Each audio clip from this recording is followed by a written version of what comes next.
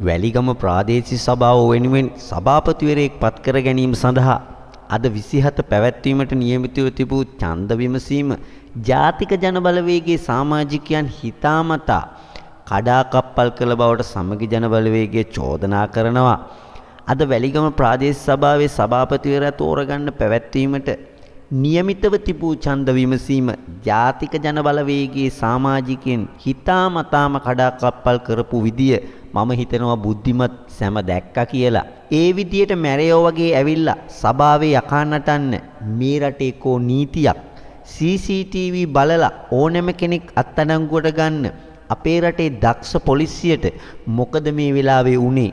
සභාවේ ඝනපූර්ණිය තියෙද්දි මේ විදියට එළියෙන් ඇවිත් කඩාකප්පල් කරලා මේ වගේ සභාවක් කල් තියන්න පුළුවන් නම් ඇයි මේ රටට නීතියක්? ඇයි මේ විදියට සභාවක් අපි පවත්වගෙන යන්නේ කියලා බුද්ධිමත් ඕගොල්ලෝ කල්පනා කරන්න ඕන. එහෙම කරලා වැලිගමින් පාර්ලිමේන්තු ගිය මුස්ලිම් മന്ത്രി කෙනෙක් සෙනග එකතු කරලා මිනිස්සු අවුස්සන්න වොයිස් කට් දෙනවා. කවුද මේ මුස්ලිම් മന്ത്രിවරයා?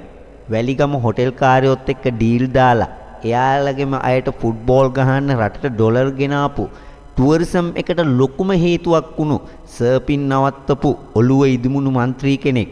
එයාට ඕන විදියට වැලිගම ප්‍රාදේශ සභාවේ බලය ගන්න බැරි වුණ තැනදී ජනතා විමුක්ති පෙරමුණේ මැරයෝ ගෙනල්ලා රජයේ දේපල වලට හානි කරපු ඔහුට කෝ මේ රටේ නීතිය?